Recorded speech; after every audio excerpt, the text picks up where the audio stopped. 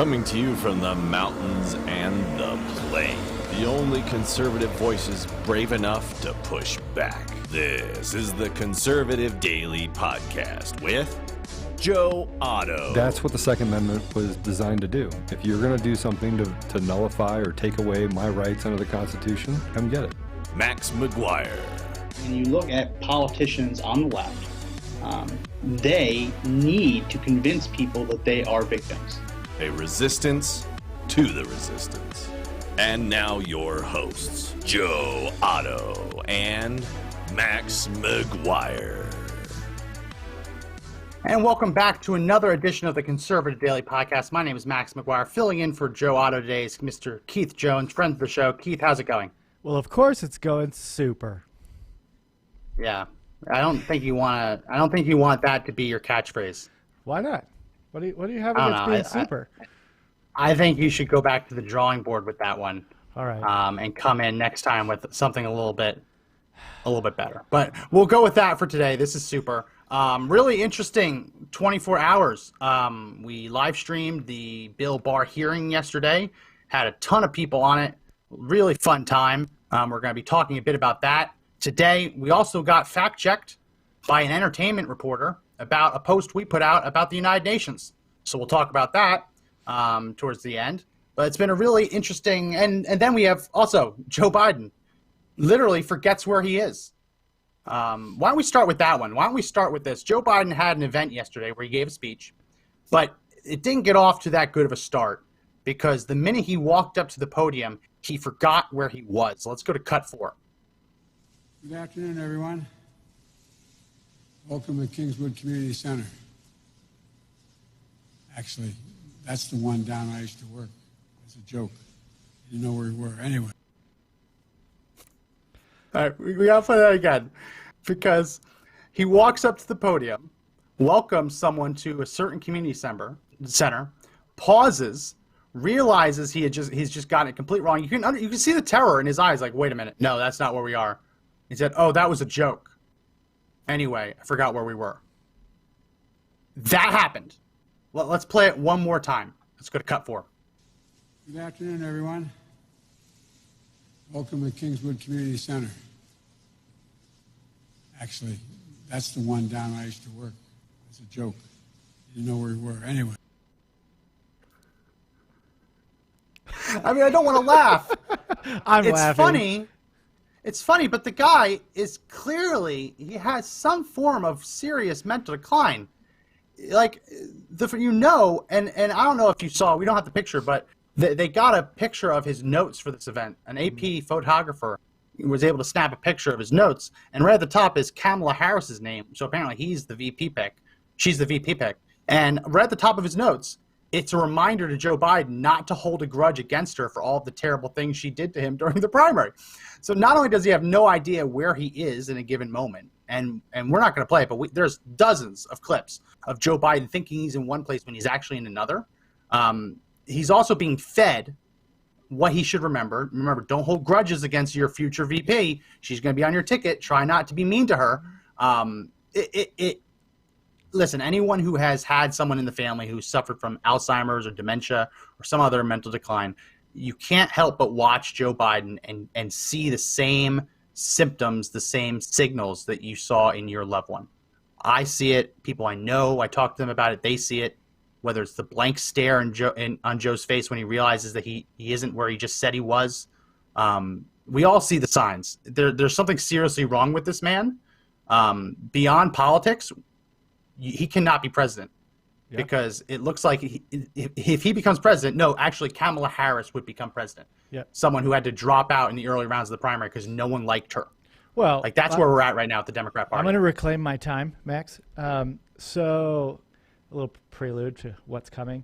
So yeah, remember she was out early, right? Because remember she said she was going to take away health care from 170, 180 million Americans. Right, so if all you got to do is go back and trust me, if she gets picked, all you have to do is rewind to November, December, January, pre-COVID, and there's plenty of material of stuff that she said that was basically finger in the air. What can I say? And then, oh my goodness, that hurts my polling numbers. So now I'm going to say the complete opposite. And then back in the day when they would actually get asked questions, she basically stumbled answering any of those questions. But let me give something about Joe Biden. So when I search on Google or YouTube, I don't use Facebook, but when I search on there, I always get the recommended stuff, so I get served ads for Joe Biden. I think YouTube, their algorithm on who potentially is interested in voting for Joe Biden clearly has me pegged wrong. But I listen. Have you noticed that they all have subtitles? Oh, they're terrible. So because he slurs his speech. He slurs his speech. So here's what I was going to say. Yeah. So, I'm dying because I have to wait 3 seconds before I can hit skip this ad, right? So I'm like anxiously watching the countdown so I can skip it. But I actually listened to the full 8 seconds or 10 seconds, whatever it was. I can recall I was old enough to be able to remember 2012. I'm also old enough to remember 2008. I'm also old enough to remember, You're also old enough to remember Jimmy Carter. Hey, easy. I reclaim my time. Okay, so reclaim your time. Sorry, I don't want to go in on your time. So the gaffe machine that is Joe Biden, he's still a gaffe machine, but you just listen to him in 2016 versus the way he talks now. Yeah, and I can't imagine how many takes he has to actually do in order to record a 15-second pre-roll video to be put on YouTube. Yeah. Because it's just painful to listen to. He can barely even say the words. He can't enunciate anything. He can't like, there's no charisma left in his voice because all he's doing is focusing on making sure he strings together the right sequence of 5 words. He's not even able to express. Not even words. Yeah. He's just trying to make sure the right sequence of sounds come out of his mouth. I'm not even convinced that he knows the words he's saying. I think he just knows he's supposed to enunciate things a certain way. Yeah. I mean, that's what we're talking about when we're talking about people who are in mental decline. They say things and they don't even know what they say, what they're meaning, but they can read it. It's a mess. And if you watch, I remember when I don't want to spend too much time on Joe Biden today, but when I saw the alert come out on my phone that Joe Biden has released a 4th of July speech. And I'm like, oh, that's important. I want to make sure I watch that. It wasn't a speech. It was a YouTube video where apparently he just rambled on for 10 minutes and they cut and pasted his language into the actual video and overlaid other B-roll footage on top of it. So it wasn't even a speech. It was just, I don't know, him just reading off something and them trying to find what's workable and what isn't. And they had to put footage on top of it. Otherwise, you'd notice the splices. It's incredible. It really is incredible. I want to play it again for people who are just coming on because more people are watching now than they were when we started. Joe Biden had an event yesterday. I believe it was in Delaware. I don't want to get it wrong now because he got it wrong. I haven't actually looked at where he was. He was at an event, and the first words out of his mouth were basically making the mistake and saying he was somewhere that he actually wasn't and admitting he had no idea where he was. Let's play that again one more time. Cut 4. Good afternoon, everyone. Welcome to Kingswood Community Center. Actually, that's the one down I used to work. It's a joke. You know where we were. Anyway. And it's moments like that where it's just a remarkable moment of honesty, where it's an aside. It's clearly almost speaking under his breath. Well, I didn't know where we were. He's being very honest with himself. Another thing I noticed yesterday was that Joe Biden said that if we don't have the clip for it, but he said that if people are rioting, they should be arrested. He did. The amazing thing is the week prior, he was asked a question whether police should be cut off from being able to buy riot gear from the federal government. He said yes. So he believes that police should arrest rioters, but he also believes that police shouldn't have riot gear. So basically, they just be going out empty-handed without any protection to arrest people that are blowing up buildings, burning buildings down. I don't know if you saw this, but one of the rioters in Portland, brief aside, he threw an improvised explosive device at officers, and they were trying to figure out who he was. And they noticed that he was wearing a vest. It wasn't actually a tactical vest. It was actually a fashion item made to look like a tactical vest. That's how much of a LARPer this guy was. He didn't even have a real plate carrier. He bought like some bougie, like Fifth Avenue boutique vest that looked like a plate carrier. Anyway, they identified the plate carrier, and then they found that his grandma had bought it for him. Oh, yeah. And his grandma left a review on the site with her name, saying she bought it for her son, and he's been using it to protest downtown in Portland every single night, and he loves it. So the police were able to find this guy by tracking down the bougie wannabe vest he was wearing and realizing that his grandma bought it for him and left her name and admitted that he was the one protesting. So his grandma outed her. There was another guy who was shirtless trying to burn down the building, and federal officers were able to arrest him because his last name was tattooed on his back. Yeah, smart. They're not sending their best. They're not sending their best, folks. If you're going to try and burn down a federal building, maybe you don't ask grandma to buy your clothing, and then if she is, say, grandma, don't leave reviews online and say that I'm rioting in the clothing you bought me. Also, if your name's on your back, maybe put on a shirt. I don't know, but listen, they're not sending their best, obviously, clearly. No. And before you move off, because I know we have a lot to cover, before you move off the Biden, I was going to say something about looking forward to the debates, but Rhonda beat me to it in the comment section. So I just want to address, no, I don't think it's horrible to be anxiously awaiting the debates, because I am truly fascinated. If Donald Trump can behave himself in that first debate, I believe it's over. Because I don't see, outside of him being handed scripted questions, and they were talking about earpiece. I don't even think if he had an earpiece and a guy running marionette strings, I'm going into the comment section, right? Even if all that stuff was happening, right? You can see through Weekend at Bernie's. Look, when you watch Weekend at Bernie's, you know Bernie is dead, right? You know it. You just play along that everybody pretends that he's not, but everybody knows that he is. So I'm actually looking forward to it because, frankly, there's a hearing right now that's going on right now on Capitol Hill with the tech giants, right, the monopolies, and the opening statements from some of the members. These guys are not going to get treated nice tonight or today on either side, but there will be an unfilterable. I mean, CNN's not going to be able to cut their debate coverage, right? Because Joe Biden is incapable of stringing together two coherent sentences, right? So when they cut the coverage of Jim Jordan showing the riots, when Kayleigh McEnany's up on stage and she's showing the video of the riots in Portland and in Chicago and around the country, right? And they cut back to their anchor coverages. You can't do that in a debate. And those debates are a couple hours long, right? Stamina matters. And you said something that's important. This man cannot be president. And it doesn't have to do with politics. It has to do with the fact that if he was president, we don't have one. We don't have one, right? Who's going to sit in a room and worry a half a second about Joe Biden? Who? Name me a world leader that's like, oh boy, I'm terrified of sitting in the room with Joe Biden. Nobody. Oh yeah. Nobody. Well, no, the only reason you'd be terrified is because you leave the room dumber than when you went in. I mean, that's the only risk you have. Dead brain cells. Yeah.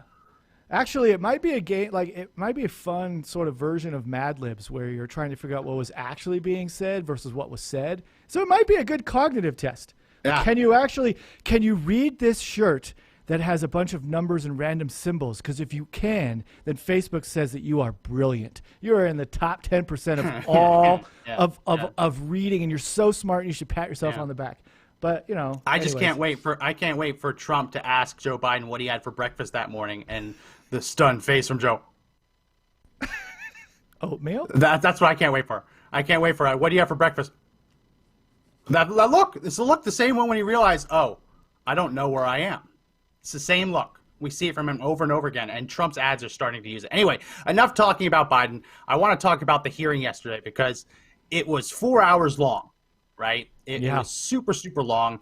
Democrats reached all new lows with the amount of disrespect that they gave. Also, we put up a poll before we go off the Joe Biden thing. We put up a poll. Do you believe Joe Biden is in mental decline? Stunningly, 100% of all poll takers said yes.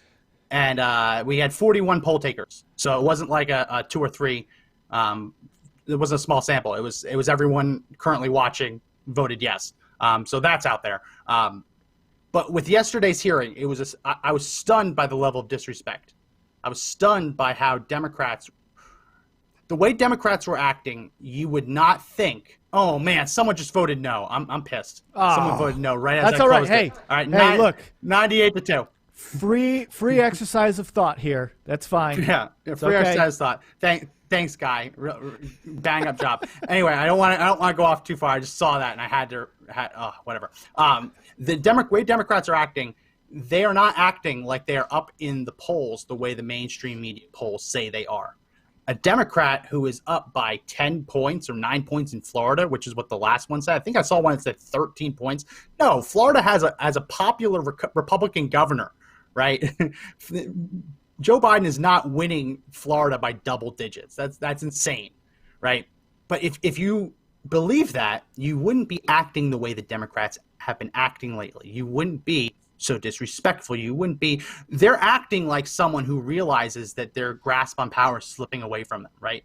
They are acting like the rabid dog who's been backed into a corner and realizes that the only way out of this is to fight, right? We are not seeing people who expect to win.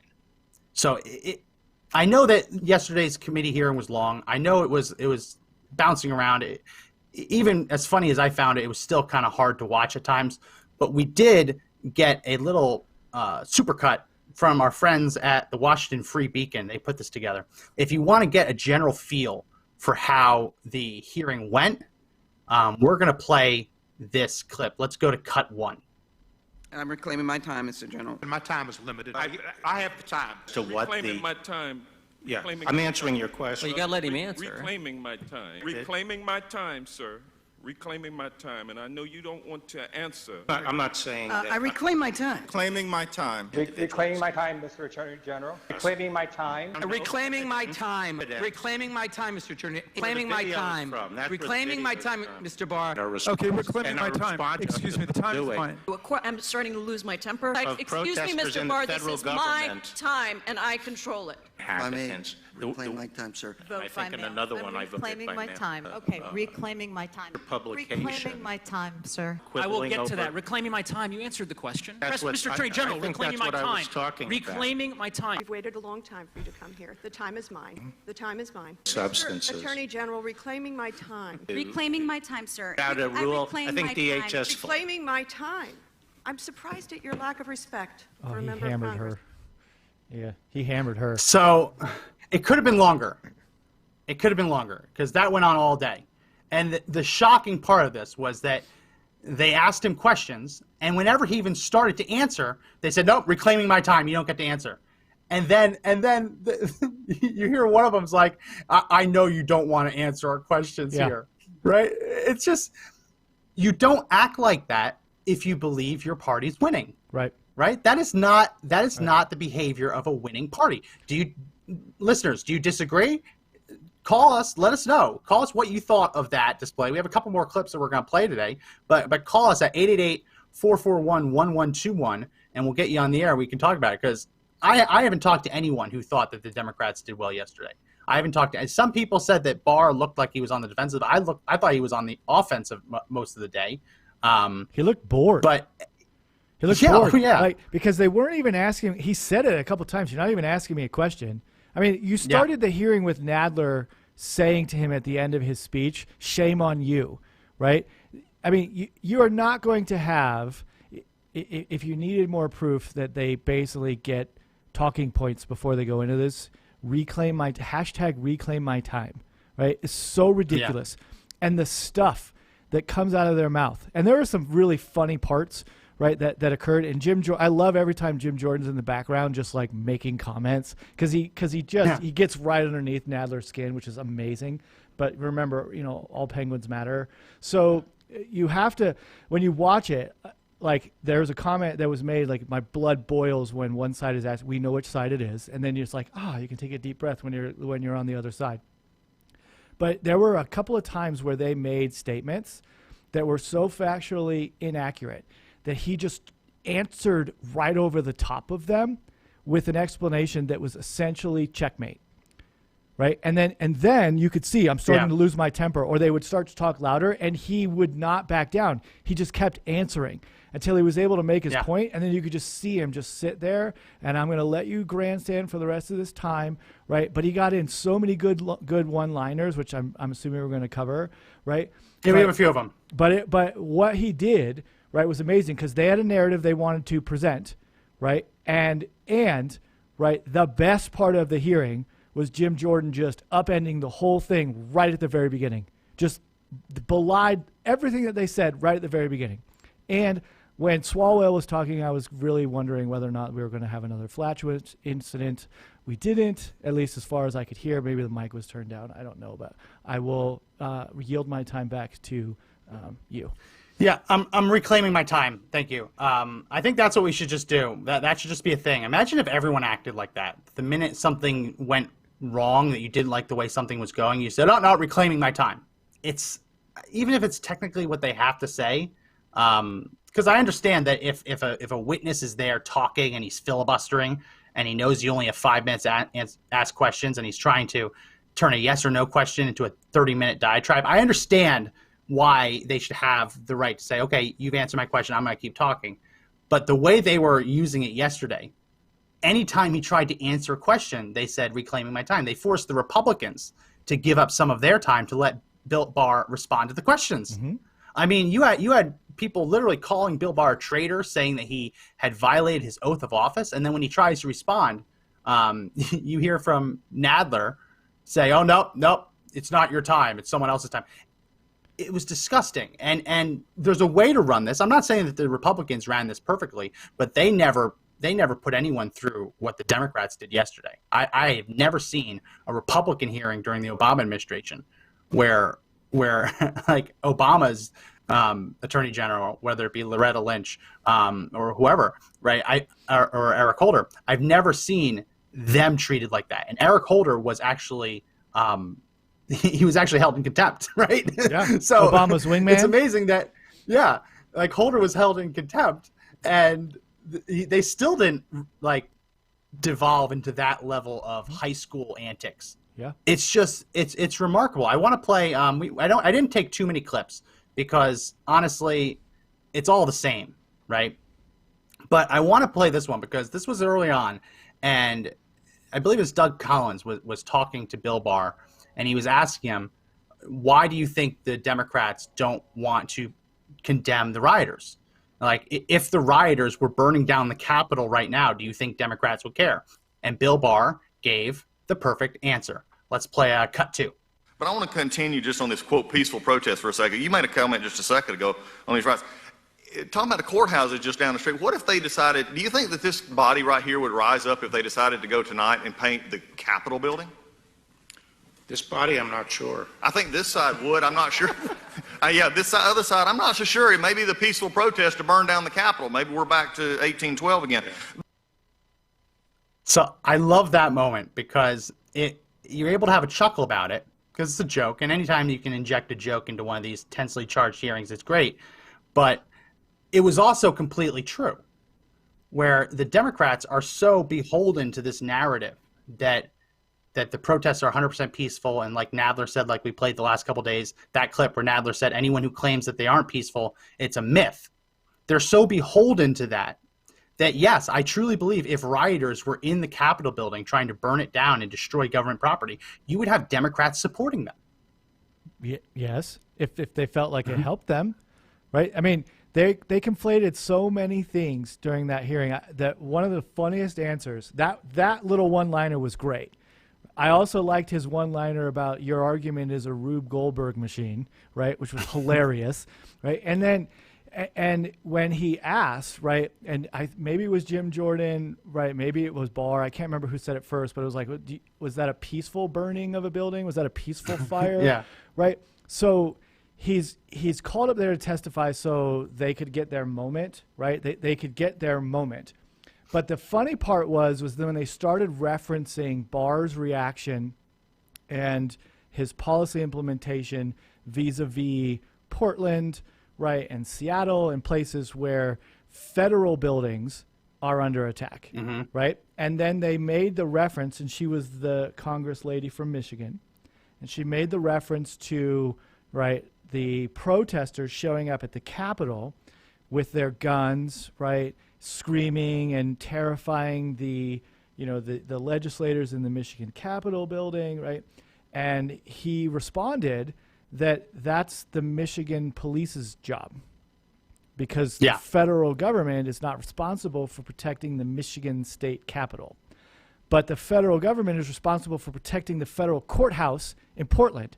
So when they got to the point where they were talking, he was asked to address Nancy Pelosi calling the federal agents stormtroopers, right? And he was like, this is grotesque, and you're referencing, Nazis, right? And people aren't, these officers are not, these agents are not on the streets grabbing people in unmarked cars. There's a line, there's property, there's federal property, right? And these guys are showing up with power tools, and he listed a bunch of stuff.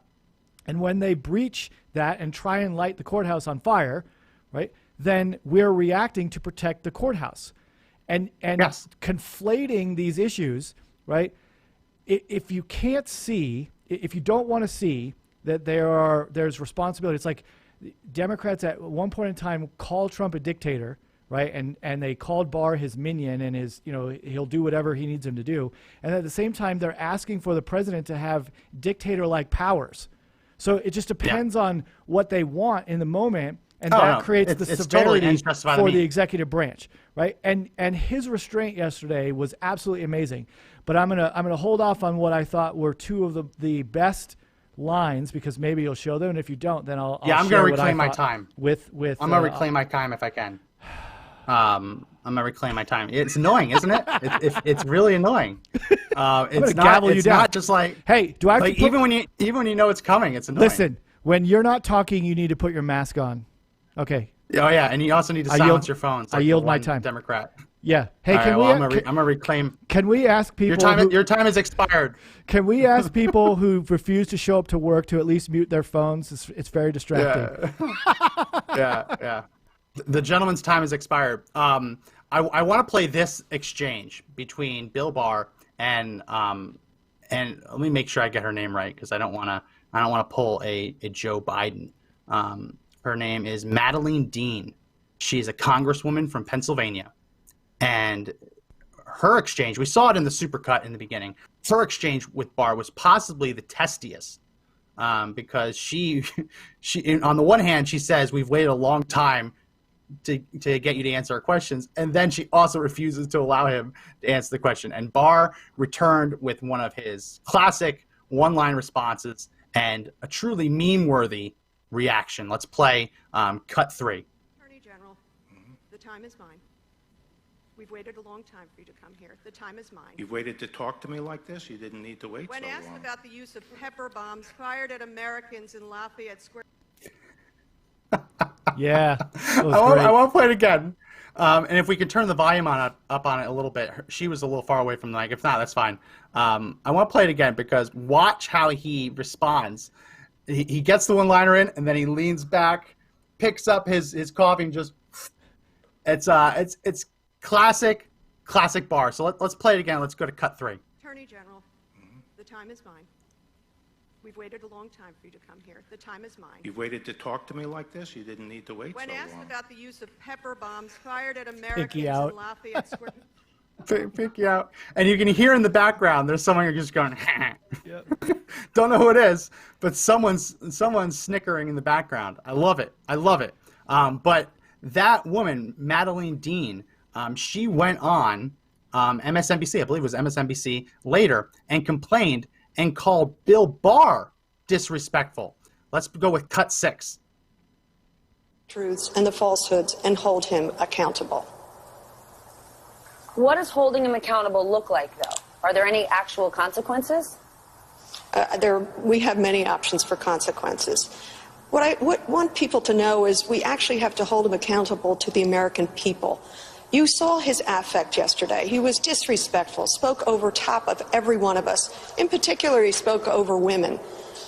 He was flanked by at least 10 staffers, not a person of color among them. And he couldn't identify that we have systemic racism in this country. Maybe that's because he's living in a bubble. I just have to tell you, it was so disrespectful. The way he approached Congress, the way he approached our committee, his willingness to say one thing and in a single statement flip his own answer. He did that with me. When I said, do you believe it's ever appropriate to use pepper balls against protesters, he said, no. And then he wanted to flip back, and he said, well, wait a second. Well, rioters, yes. He could not keep a straight answer. She's just lying. She is lying. And at the end of that clip, he zings her again.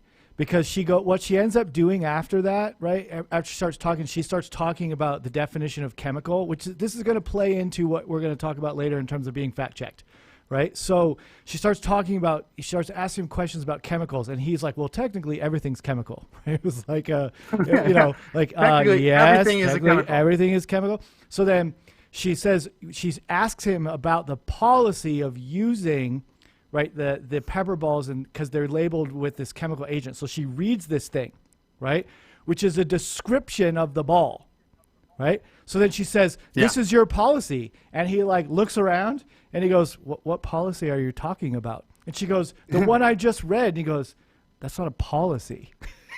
And that was it. Just, all right, I'm done. That's not a policy. Yeah, nice try. Yeah, Mr. Producer, I just sent over over Facebook Messenger a clip, if you can download it, because I want to play this. I didn't send it over originally. I didn't think we'd get to it, but since we played that full clip of Madeleine Dean, we got to include this because she claimed that Bill Barr refused to acknowledge that systemic racism exists. That's also a lie. When he was asked, does he believe that all police departments are systemically racist? Does he believe that every single police department, every single police officer is at their core a racist? And he said no, which is, I mean, it's obvious. Every single police department is not inherently racist. This is not the Jim Crow South. Okay, so we have that clip ready. Let's play what she was talking about. Many that have stood for good policing, not misconduct. And so I ask you this question: does the Trump Justice Department seek to end systemic racism and racism in law enforcement? I just need a yes or no answer. To the extent there is racism in any of our institutions in this country and the police, then obviously this administration will fully enforce this. So you agree that there may be systemic racism? To the extent, in where? Let me continue my line of questioning. I don't agree that there's systemic racism in the police department. Specifically, generally in this country. I'm reclaiming my time, Mr. General. Specifically, do you understand the violent impact of racial profiling? All right. And do you support the end racial profiling? So Keith, I'm going to ask you specifically. No, Atlantically. No, Pacifically. All right. Pacifically, what did you think about that cut? Ridiculous, right? This is one of those deals where she asked a question that he was easily able to answer, but she added riders, as a congressperson is wanting to do. She added riders to it, and he wouldn't answer the question with a simple yes or no, because the answer of yes to we should root out racism is an obvious yes. But by saying the word yes, he would have then agreed to her statement that the institutions were systemically racist. Yeah, racist. So, which you can't do. So he asked the clarifying question and then split his answer in half. Yes, we should root out racism where we find it. And then she pushed back. So you believe that institutions are systemically racist? No. Right? No. So yeah. So yeah, he does what you're good right. The way do. Not reclaiming my time. The way she asked the question was a setup. Are you going to root out systemic racism in police departments? If he says yes, then he's admitting, you're right, that he's admitting they exist. If he says no, it's designed as a yes or no question. So then the soundbite is he refuses to root out systemic racism. She doesn't accept the answer that I can't answer that question because it doesn't exist. But where we find racism, we'll go after it. But where I can't answer your question because it's a complete joke. Okay. And yeah, Sherry wrote it in the comment section that Sheila is a joke. I'll let you go, Mr. Producer. I just sent another video into the messenger. Max, get that ready when you I'm can. reclaiming my time, right? Yes or no, Max? Yes or no, Max? You stopped beating your wife. See what I just did there? You can't answer that question, right? Put the pinky out further. Right? You can't answer that question. It's a ridiculous question, and the way in which you answer it requires more than yes or no. Right? So she lost because he's an intelligent person. He's a lawyer. He knows what he's doing, and he knows that words matter. Right? So he knew, he was careful with what he said. Right? And it takes a lot of patience and a lot of self-control to have what happened to him yesterday, what occurred, right? And for him to comport himself the way that he did, right? Phenomenal. Yeah, it's okay. Josh says that the video is ready. He typed that into the comment section. Good job, Josh, Mr. Producer. Let's play. He's reclaiming his time. Yeah, he doesn't get any time. This is a clip of Jerry Nadler falling asleep during the hearing. Let's play this clip. Into custody, transport that protester, let's say, to a federal building, detains a person for questioning, that will constitute an arrest whether or not the federal official says the person is under arrest, correct? Well, that would require a very intensive review of all the specifics involved. He's up. In the case of Illinois versus New York, which is black letter law for over 40 years, the question is whether the police violated the and he's back out again. When, without probable cause of arrest, they took petitioners into custody, transported him to a police station, and detained him for questioning. So he's falling asleep. So anyone listening and wasn't watch the video, which if you're listening to the podcast, thank you for subscribing to the audio podcast. Make sure you check out on YouTube or Facebook. We're streaming videos every day. That was a video of Jerry Nadler. Not only is he wearing an N95 mask without the other loop attached, so he's basically wasting an N95 mask, right? That could be used by healthcare workers, something he claims no one should do. He's wasting it, right? He has no reason to be wearing it if he's not actually going to have an airtight seal. But beyond that, he dozes off. And then you can see he's like this, and all of a sudden his hand just starts falling. We've all fallen asleep and felt like we're nodding out. And then he gets an itchy ear. He itches his ear. And then he wakes up, looks around, and then he starts nodding off again. Jerry Nadler was in a car crash that morning. Jerry Nadler was in a car crash, and the hearing started an hour late because he got his car. He doesn't drive. He can't reach the pedals. He has a driver. They got in an accident. You would think that the day you got in a car crash, maybe your adrenaline would be up a little bit, and you wouldn't be nodding off when you're the chairman of the committee. There were a couple times during the hearing where he just walked away, and someone else took over his spot, right? So I wanted to play that because it's very funny that he's going after Republicans for their lack of decorum, but he can't even stay awake during a hearing that he called. I will reserve the balance of my time, Keith. Yeah, yeah. Him falling asleep was it was a good thing for everybody involved, right? Because then, he was not paying attention anyways. The more that man sleeps, the better off all of America is, just flat out, right? The more he just stays home and sleeps, the better off everybody is. But I think, right, for them, right, so just to kind of press on that point a little bit that you made at the end, he was in an accident. We were told he was in an accident. That delayed the hearing, right? And then he had the gall. Barr asked for a 5-minute break, and he had the gall to say, right, no. He was like, we're going to go to the next, Democrat that's going to grandstand in front of you for the next 5 minutes, right? And then you can hear Jim Jordan being like, what? Give him a break. And then Barr asks again, and Nadler says no, right? And then basically looks at him, and I forget what he says, but he had another great little one-liner, and he basically was sarcastically thanking him for, for the way in which he was running the committee. And essentially, you got a show of, he says, like, you were an hour late. I haven't had a chance to eat lunch or use the restroom. We have that. Right? We have that clip. Well, let's go ahead and play that clip. That is cut 5. Sorry, Mr. Chairman, could we take a 5-minute break? Dean is recognized. Could we take a 5-minute break, Mr. Chairman? No. That's a common courtesy, Mr. Chairman, of every witness. I waited an hour for you this morning. I haven't had lunch. I'd like to take a 5-minute break. Mr. Attorney General, we are almost finished. We're going to be finished in a few minutes. Otherwise, we can certainly take a break, but you're real class act. Yeah, you're a real class act. Yes, after this If you still Well, want, we'll have a break. No, he wants a break now. You want it now? And you just Fine. mentioned rudeness. I think we're seeing it on display. Let's let the Attorney General have a break. Committee will stand in recess now. Thank you. Thank you, Mr. Chairman. So we can cut that there. Yeah. That was what you're talking about. He waited an hour because Nadler, I mean, we just had someone in the comment section, Rhonda, wrote that he fell asleep behind the wheel and that explains the car accident. No, as we mentioned, his feet can't reach the pedals and his stomach gets in the way of the wheel, so he has to have a driver. Like, physiologically, he can't drive himself. I don't think he can.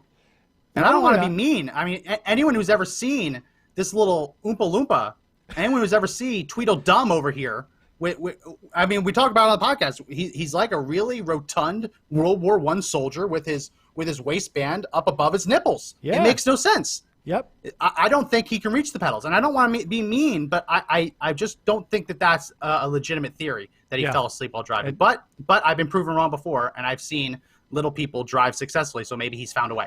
And I just want to point out that John in the comment section got the You're a Class Act before it actually played on the deal. So he wins a prize. I don't know what that prize is. Apparently it's a like and a happy face. So congratulations, John. And I need his prize of my time. His prize is that he will get the remainder of his time.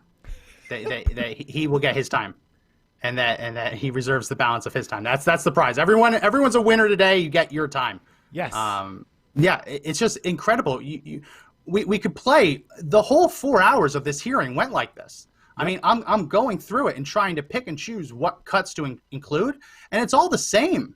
It's Democrats just pounding away at him for no reason. I mean, just they're rude, they're mean, they're cruel. They ask him a question, say, no, you're not allowed to answer. They say all these horrible things about him, and then when he tries to respond, say, no, that wasn't a question, you don't get to answer. It's absolutely incredible. We do have a caller. We have a caller on line 1. Ronnie, he wants to talk about everything that went down yesterday. Ronnie, how's it going? I was wondering, why are you feigning outrage? Why do you got to pretend to be outraged? Like you. What do you mean? Oh, we lost Ronnie. Feigning outrage? No, I mean, from a purely Robert's Rules of Order situation, if we're going to be talking about reserving the balance of my time, like all that kind of stuff, from a purely Robert's Rules of Order, the reason I'm not outraged, because I expect this from Democrats. Democrats, I can't call them scum because that would be dehumanizing, and we'd be removed from Facebook's platform for dehumanizing Democrats. So I'm not allowed to call them scum. I can't call Democrats scum. But go ahead and pull out your thesaurus and find a comparable word to describe them that doesn't dehumanize them, and that's what they are, right? I'm not outraged. I expect this, but I'm surprised. I'm surprised because, as I mentioned at the start, if you think you're winning the election by double digits, you don't act like this, right? If you think that you are ahead, winning by double digits, you don't have to put on this performance because nothing good comes from that performance. Nothing good comes from being able to put together a supercut showing that everyone's just talking over him, right? There's no good that comes from it unless you think that you are behind and you need those sound bites to be able to get the fundraise and get the vote out. So no, I don't feign outrage. I'm not outraged over it. I think that it's sad. It's pathetic. I think that just when we thought Democrats couldn't go lower, they found a shovel and decided to dig a bit. I absolutely think that, but no, I'm not outraged over it. I am surprised though, because every time Democrats sink to a new low, I'm surprised. I thought they would have hit the Earth's core by now. That's all I have to say. Yeah, I'm not outraged either. And frankly, right, the point of the podcast is to have a conversation about what occurred yesterday, right? And what we're doing is having a conversation about our reaction to what occurred yesterday. So there's no outrage. You don't hear us yelling about things. In fact, we've been laughing and being sarcastic and mocking each other for, the last 50 minutes. So I think that's an improper use of the word, right? Definitionally, it's incorrect. And basically, if we want to follow Robert's rules, we have to say that what his comment's going to be stricken from the record. Stricken from the record. Right. I moved to strike Ronnie's comment. Yeah, I moved to strike Ronnie's comment from the record. Do I have a second? Seconded. All right. All in favor? Aye. Aye. All opposed? Ronnie's comment has now been stricken from the record. Stricken from the record. Yeah. Robert's Rules of Order are fun. But yeah, while you mentioned fact check, I want to talk a bit about what happened to us yesterday. Okay, wait. We got fact checked. Before you do that, Go ahead. So for our listeners and the people in the comment section, right, who are, make sure you share. Right, Max is going to talk about us being fact-checked yesterday, and this has a big deal. So you sharing our content is really important. I'll let him do the more robust comment. But there are two things that I think people need to recognize that happened yesterday in the hearing. One of them was, right, Jim Jordan was talking to Barr, and he was bringing up, right, spying, and he was talking about the Durham investigation. So one of the things that, as he was going through his line of questioning, he made a statement about the unmasking, and Barr responded. So he made a statement about unmasking, and then he put a qualifier in it at the end of something along the lines of at the end of the Obama administration, right? And then Barr answered with a wider ranging response. His answer was something along the lines of it's further back than that. So Jim Jordan stopped and he said, wait, are you saying that there's another investigation? Can you say that there's another investigation? And Barr said yes. And then Jordan asked him, who's running that investigation? And it's the attorney in Texas, right? So that was important because we've talked about Flynn on this case, on this show before, right? We've talked about Cohen. We've talked about Stone on this, right? So they were talking about two systems of justice. So Nadler made the statement yesterday about two tiers of justice, and they applied it to Trump's friends and everybody else, right? But Barr was talking about how it's Democrats and everybody else, right? So that was really important, right? That actually got said out loud, and you can find it because Jim Jordan's all over YouTube. Maybe he's just all over YouTube for me because I watch his videos. But he made that statement, and I think it was important. And then the other one was the video, right, that was put out because basically knocked the hearing down. And if you haven't watched what Jim Jordan put together, right, you need to watch it because it's it's on our Facebook page. We posted it yesterday. It sets up the 10 minutes. narrative. Too long to play now, right? Too long to play, but it was good. And the last one was he was asked if he would guarantee that the Durham report would not be released prior to the election, and his answer was no. His answer was no. Right, and she made the statement that it's purely political, right? Why would you care about the release of a criminal report unless you knew that the release of that criminal report was going to make your party look bad? That's the two tiers of justice that they were talking about yesterday, not the Trump's friends and everyone else. It was Democrats in the previous administration versus Trump, and thereby us. If you haven't watched it, you can find the short clips on YouTube after you're done watching our amazing podcast. Yeah, and you can also find the whole thing. We live streamed it yesterday, so you can go to our Facebook page and find the whole entire hearing if you want to put yourself through that again. You can find it there. So before we run out of time, I want to talk about what happened to our page yesterday because we've been talking about social media censorship. We've been talking about the doctors who had that press conference now being removed from the internet. Their website host provider actually took down their webpage because they, being licensed doctors, decided to provide their empirical and anecdotal evidence that hydroxychloroquine can work. That's not me saying it. It's what they said. I'm just reporting to you what they said. Again, you're not going to get me fact checkers. I'm smarter than that. We posted something a couple days ago. We posted an article. I want to throw up the picture of it. Let's throw up image number 1. The title of the article, very simple. Breaking United Nations orders Trump to stand down in Portland. We basically arrived at that conclusion. Let's put up image number 4, because one of the UN's officials, a spokesperson, Elizabeth Trossel, was answering reporters' questions, and she was asked, what does she think about the United States? And she said peaceful demonstrations that have been taking place in cities in the U.S., such as Portland's, really must be able to continue without those participating in them, and also the people reporting on them, risking arbitrary arrest or detention, being subject to unnecessary, disproportionate, or discriminatory use of force, or suffering other violations of their rights. Now, this is a UN spokesperson putting out a statement and using the word must. We interpret must, when you tell someone you must do something or something must be allowed to happen, we interpret that as a demand. A synonym for demand, a common synonym, is order. So we looked at that and said, okay, how can we create a headline that encapsulates that? And we included that quote in our piece. How do we create a headline that encapsulates that without having to put the entire quote? Because you can't put the whole quote in the headline. So what I do every day, looked at that, thought about it, and said, okay, how do I describe what the United Nations just told the U.S.? Right?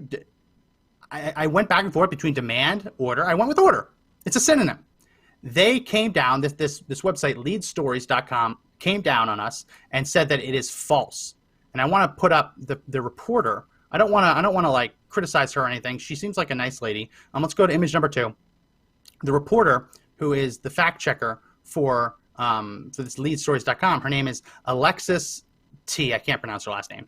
But she is an award-winning journalist who spent over a decade breaking hard news and celebrity scoop with Radar Online and U.S. Weekly. As entertainment editor, she investigated Hollywood stories and conducted interviews with A-list celebrities and reality stars. We also have a bit of a screen grab from her IMDb page. Let's put up image number 3. She has been in a number of wonderful TV movie documentaries. Most shocking celebrity moments from 2011 to 2015. She was a talking head. She was also on most shocking reality TV moments as a talking head. And she was in the Radar Online entertainment special, Harry and Meghan, A Royal Crisis. And of course, we cannot forget the Gossip Queens, everyone's favorite gossipy TV show from 2010 to 2011. I'm not making fun of her. I'm just saying that she is, as a reporter, is an entertainment reporter. When your most recent IMDb entry is talking about Harry and Meghan in A Royal Crisis, I'm just saying, you're not the first person I expect to fact check me about what constitutes an order, a demand, or a request. It just seems it seems very forced. And that's not to say that she has to stay in her lane. She's free to do whatever she wants. But that fact check that she gave us has consequences.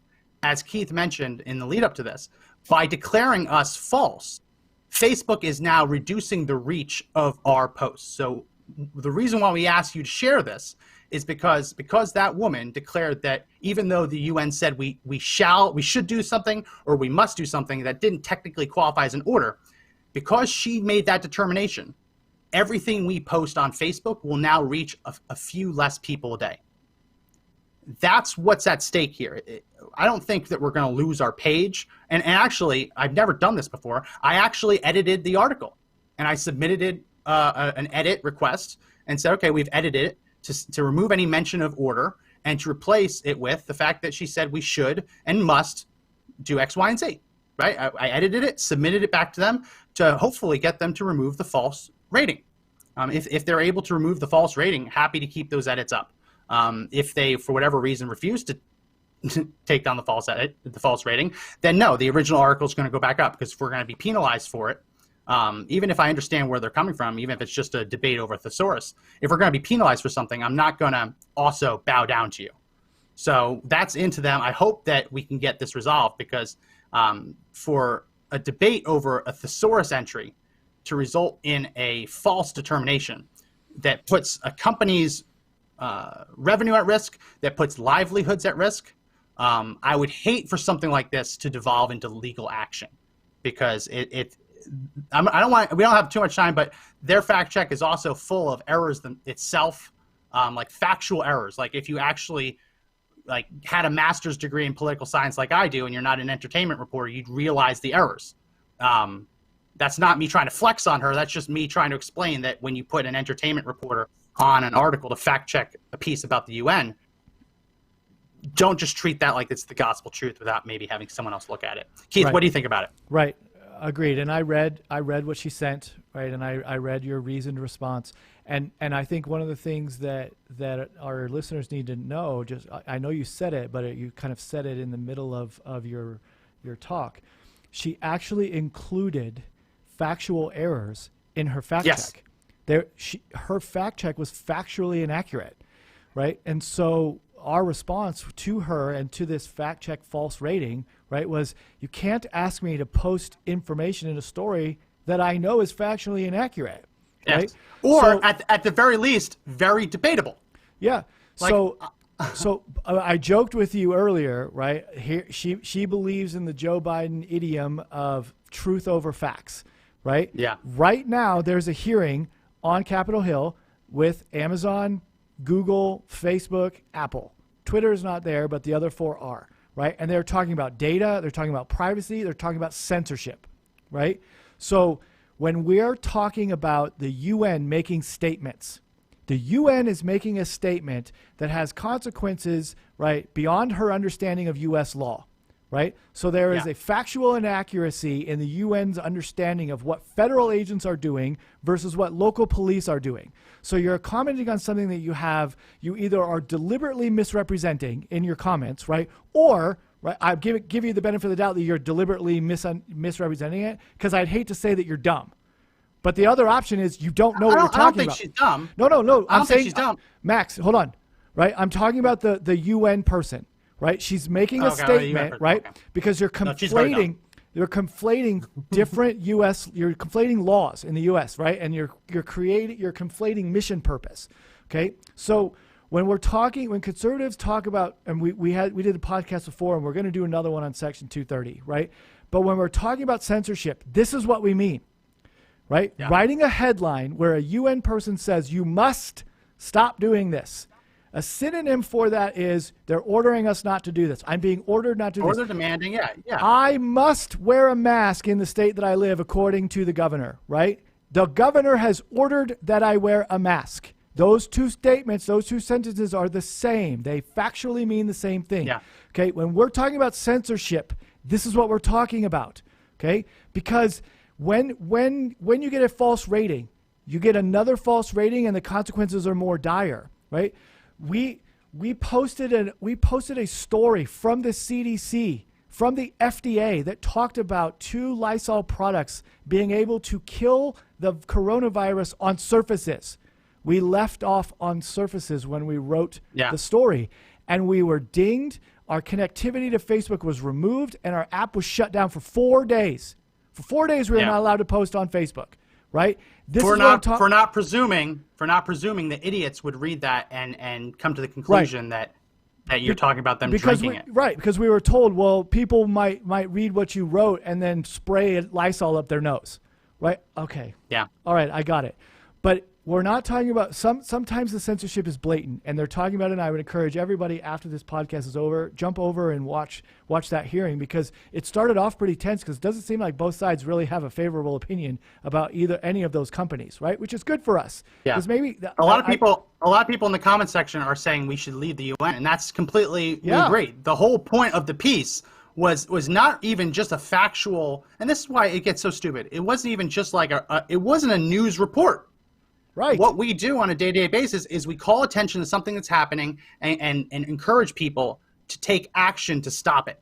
So the actual crux of that was that whether or not the UN has the ability to do this or not, they shouldn't even be able to try. And if they're going to try, they should have to do it without our tax dollars. Right. But take action. Yeah. Yeah. And a factual statement from her, right? So is she literally saying that the federal government should not protect federal property? Is that what she's saying? I don't know. It's there's literally like only like 8 paragraphs in the whole thing. I got it. And they're so like, okay, we talk about this. We're gonna go a little over today. Put up image number 5. This is the part that really pissed me off, where they said that she wrote there was no order for President Trump to stand down in Portland, but also says that guidance will come on July 29th, today. She fact-checked us yesterday, said there's no official guidance from the UN, even though the official guidance is coming the following day. So absent official guidance, apparently we can't interpret anything as a demand unless they put it in writing. But the really amazing part, the part that I actually put in and criticize them for, is at the bottom, where they say, while the United Nations works to maintain peace throughout the world and does issue statements opposing violence or human rights abuses, the UN Charter specifically states that the organization has no authority to intervene in any country's government.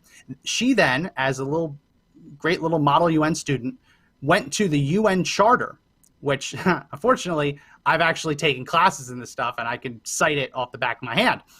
Chapter 1, she cites Chapter 1. I said, Chapter 1, I look at, that's a weird thing to cite if you're claiming that the organization, quote, has no authority to intervene in any country's government.